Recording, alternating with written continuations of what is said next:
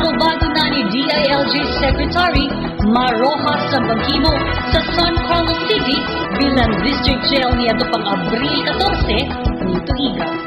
Sa pakiginabi sa Dateline News Team ngadto kang San Carlos City Jail Warden Debson Aguilar, siya nagkanayon nga ang bagong estado sa maong District Jail naglangkob sa munisipalidad sa Tuboso o Calatrava.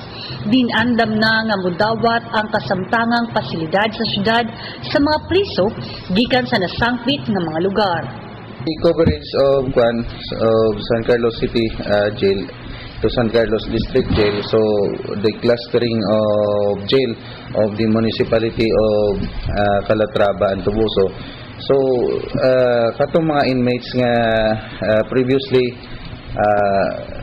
nga gina-detain sa Negros Occidental District Jail dito sa Tabunan, so they will not be committed sa sa Bago City kay tungod ang ato ang San Carlos is already a district jail. Gibutyag usab ni Aguilar nga dili problema ang dugang nga mga preso nga mabutang dinhi sa syudad gikan sa nasangpit nga mga lungsod tungod kay ang proseso sa mga kaso karon diha sa korte paspas na.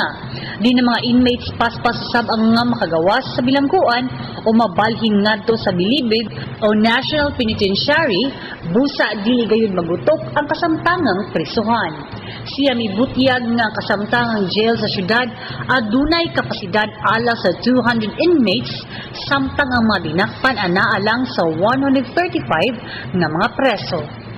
Dugang paniini nga dako kaayo og matabang sa gobyerno ang maong kalambuan tungod kay makadaginot og dako ang gobyerno sa gastuhan sa pagdala sa mga akusado gikan sa layong lugar ngadto sa korte nga nagkinahanglan og mga escort sa panahon sa bista ilabi na kadtong mga high profile nga mga akusado. Si Aguilar nagkadayon nga paborsab kini alang sa mga pamilya sa mga akusado kay duol na lang ang ilang pagbisita unya sa maong dinakpan.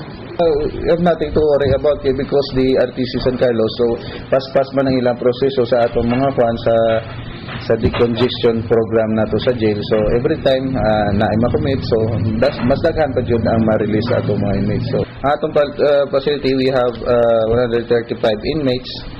So we can cater siguro up to 200 inmates, pero provided we have already a plan of clustering and renaming of our jail. So first to lessen the government expenses and the BJMP in terms of escorting and transporting of our inmates, considering tinuod man gyud na nga from Bago City, so kung during ang court hearing nila diri sa San Carlos ibiyahe man nila gyapon, so it will take almost 2 to 3 hours nga kung ibiyahe sa nimo, so very costly sa government side. So ato po ang mga pamilya sa atong mga inmates nga malisen po ang ilang burden nga during magbisita sila sa Bago City while nga naan lang sila diri sa Calatrava and Tubuso, so medyo less ang travel time nila, at the same time gamay ra ang ilang mga magastos, madalaw na nila ang ilang mga inmates. So nagpasalamat usab siya sa lokal kagamahanan sa syudad sa kanunay nga pagsuporta niini sa mga programa sa lokal nga BJMP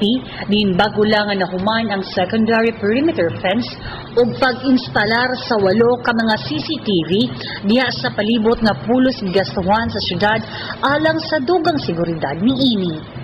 Gitataw usab niya nga ang ilang buhatan karon aduna nay naka-standby nga 3 ka mga resident nurses nga andam moatiman sa panglawas sa mga preso samtang padayon ang ilang plano sa paghimo og dugang mga selda aron mapahimutang gayud ang mga preso diha sa bag-o nga district jail.